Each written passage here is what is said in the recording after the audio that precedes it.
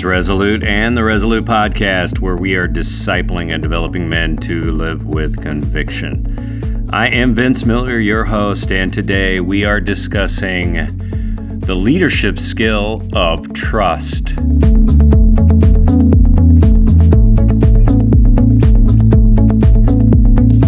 Men, welcome back to the program. If this is your first time tuning in, then I'm really thankful that you decided to join us today. The Resolute Podcast is produced multiple times every week.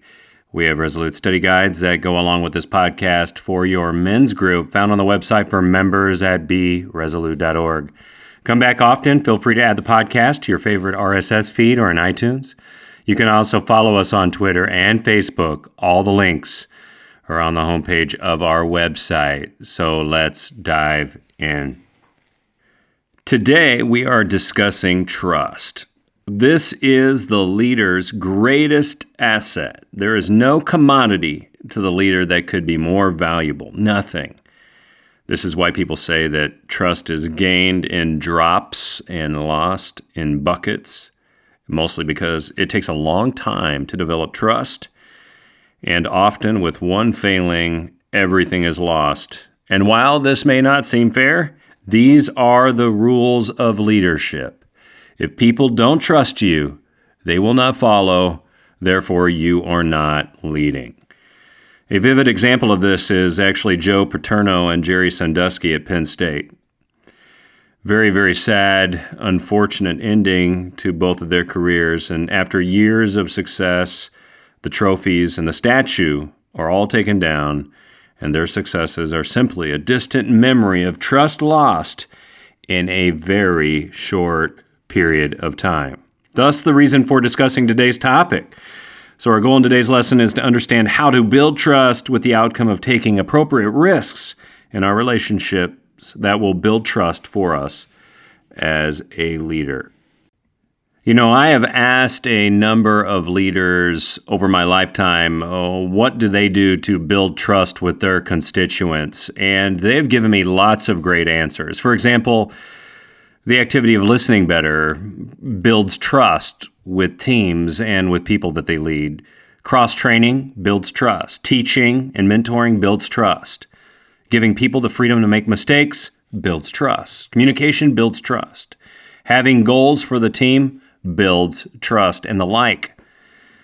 But I want to propose that there is one thing that builds trust today more than anything else, and it is the activity of being vulnerable. I don't want to miss the opportunity today to make this very important point early, and it is this, that trust and vulnerability go hand in hand. In fact, I believe vulnerability is the key element to building trust for both followers and the leader. One thing we know for certain is that the more that we trust someone, the more we're willing to be vulnerable with them, right? But I believe the opposite is true. The greater our vulnerability, the greater opportunities we get to build trust. And I believe that there's an interesting correlation here for the leader. For example, take the trust fall exercise, right? I'm sure every one of us out there have participated in this. I have multiple times. A little cheesy, but it makes a good point, right? So consider this activity just for a second and ask yourself, which comes first? Do you trust first, or are you vulnerable first? Think about it. Which really comes first? Are you vulnerable first, or do you trust first? Or am I just messing with your head today? And while I am sure that you can come up with a great list of items that build trust, like listening, cross-training, teaching, etc., all those things are wonderful, but I believe vulnerability is the key to building trust on both sides of the fence. Let's look at a text today from the book of Joshua. I'm going to read it for you, just dive right in and then make a couple of observations. It's actually the first few sentences of Joshua, the book, beginning in verse 1. After the death of Moses, the servant of the Lord said to Joshua, the son of Nun, Moses' assistant. Now hear this. This is God speaking, okay? Moses, my servant, is dead. Now therefore arise, go over this Jordan, and you and all this people, into the land that I'm giving to them, to the people of Israel. Every place that the sole of your foot will tread upon, I have given to you, just as I have promised to Moses. From the wilderness and this Lebanon, as far as the great river, the river Euphrates, all the land of the Hittites to the great sea, toward the going down of the sun shall be your territory. No man shall be able to stand before you all the days of your life. Just as I was with Moses, so I will be with you. I will not leave you or forsake you. Be strong and courageous, for you shall cause this people to inherit the land that I swore to their fathers to give them. Only be strong and very courageous. Be careful to do according to all the law that Moses my servant commanded you. Do not turn from it to the right hand or to the left, that you may have good success wherever you go. This book of the law shall not depart from your mouth, but you shall meditate on it day and night, so that you may be careful to do according to all that is written in it, for then you will make your way prosperous, and you will have good success. Have I not commanded you? Be strong and courageous. Do not be frightened, and do not be dismayed, for the Lord your God is with you wherever you go. Man, this is a great text. I referenced this a couple of weeks ago in our lesson on vision, and while the call from Moses to Joshua contained the vision for him to be strong and courageous, here we see that God passes this vision directly to him by his own mouth. He even repeats it 3 times. Be strong and courageous. Do not be afraid. I think God wants to make sure that Joshua understands his role and responsibilities, and that God, is the leader, and that all Joshua really must do is trust his leader by following, right? Trust his leader by following. There's also a couple of other side notes here that are kind of important. They kind of give us the feel for the text. The first is this. Notice the commanding tone of God and his strong use of the I and you language, repeated multiple times, right? You will also notice that God is agreeing to do all the work. I mean, everything. All Joshua must do is trust and obey. Trust and obey. Great song, right?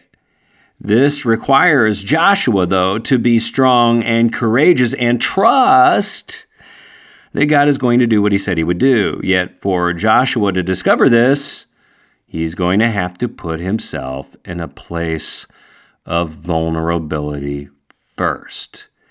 And this place of vulnerability is going to test his trust, because we are talking about life-threatening situations that he's about to enter with a group of Israelites who are not trained for war. This is crazy stuff, right? I mean, he's about to take an untrained, unwarring people to confront warring nations and cities of great power. Isn't God like this all the time? Isn't he like this all the time? God wants us to trust him. But we must be placed in a situation that tests our trust. And this requires us to be in a vulnerable position. And from this, trust is born and built. This next text only accentuates this beautiful point.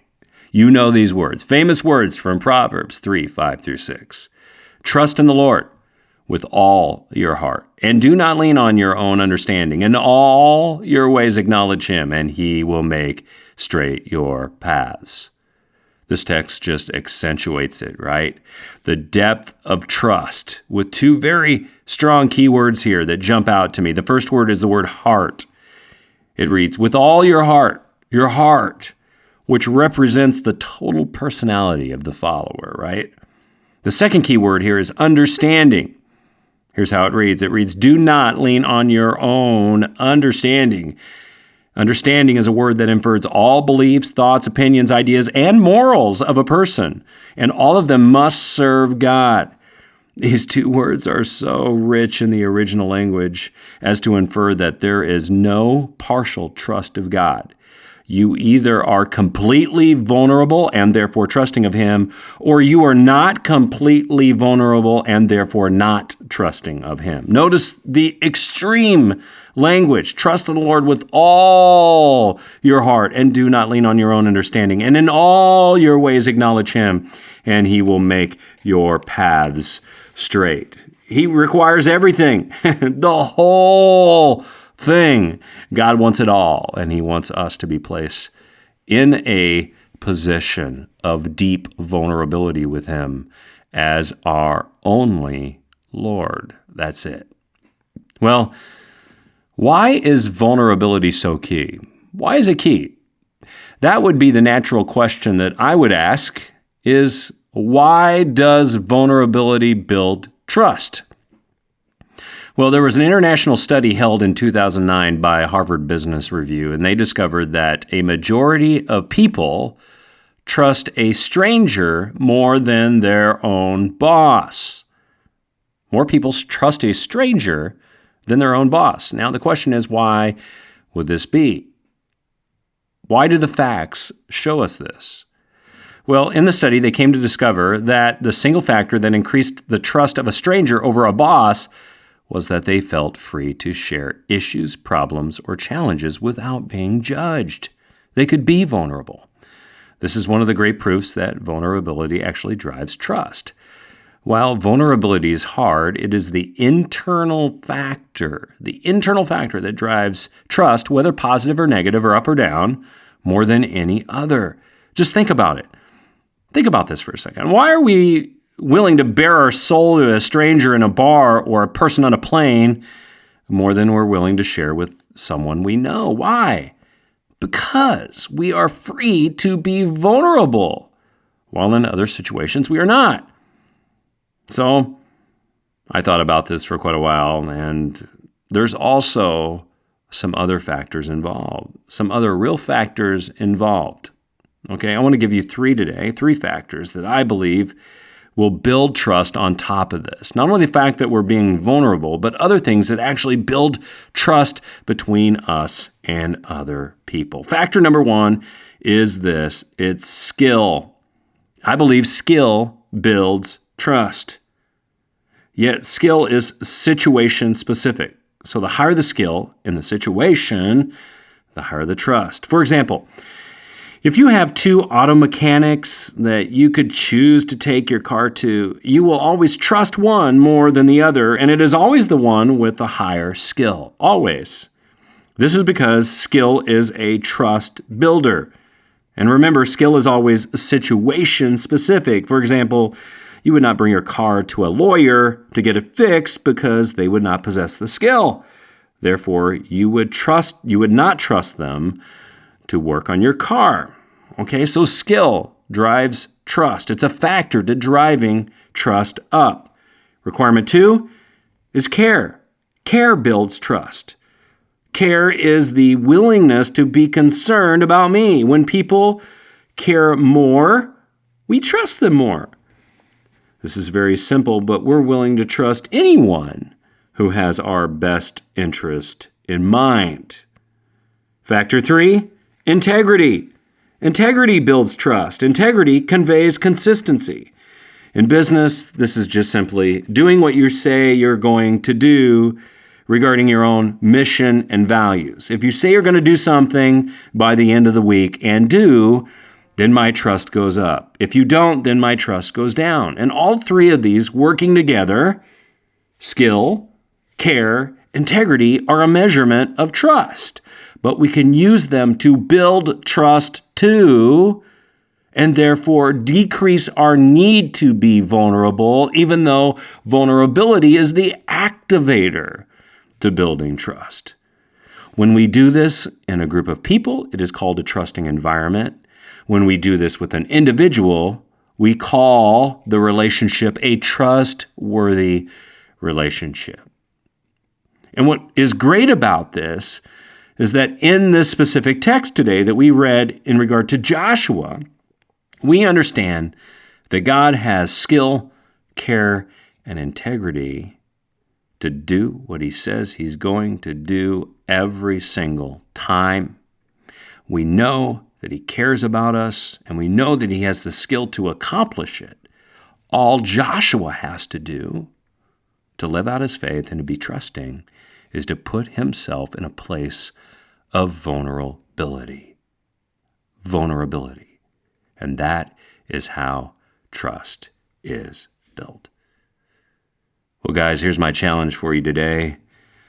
My challenge for you today is to do this as a leader, to be vulnerable and to trust someone, God requires us to trust him. But if you really want to build trust with other people, you're going to have to put yourself in a place of vulnerability, and you're going to have to go first, because that's what a leader does. Well, that's the show. Thanks for listening. I sure do hope you enjoyed your time today with me, because I've enjoyed it with you. And I hope that you too will pass along this podcast to other men that you know. Just head to our website, beresolute.org, for the app, or simply share the feed. Guys, I want to encourage you to find a couple of other men to join in with you. Listening on your own is great, but being vulnerable inside of a relationship with other men is way better. It teaches you trust, it teaches you to take risks, and at the same time, it teaches you to be more vulnerable and to trust God more. So guys, I love you. Get off the bench, get into the game, and please join us right here next time for another edition of the Resolute Podcast.